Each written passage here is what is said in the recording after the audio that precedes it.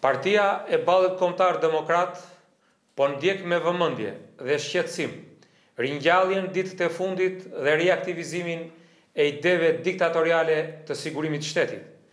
Historian komunist, përmes studimeve të thelluara në thonjza, kanë publikuar në shtypin periodik se Xhelati Mehmet Shehu, pas kështë qenë burr shteti në thonjza, dhe këtë zbulim u aservirim gjithë shqiptarëve.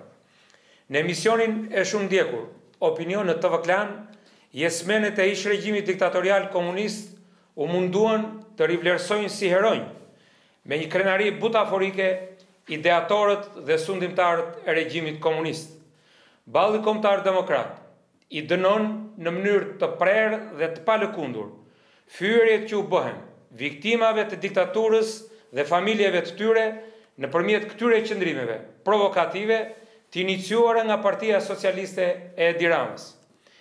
Në këto kushte, Partia e Ballit Kombëtar Demokrat kërkon autorët e këtyre shkrimeve dhe deklarimeve të kërkojnë ndjesë publike viktimave të regjimit diktatorial, familjeve të tyre dhe gjithë popullit shqiptar. Edi Rama të heqi dorë nga slogani bashkim me çdo fundurin ideore, gjë që ka motivuar dhe trimruar autorët e këtyre qëndrimeve. Të përjashtoj nga aleanca e tij të gjitha ato parti dhe individ që në programin e tyre kanë luftën e klasave dhe përçarjen e shqiptarëve.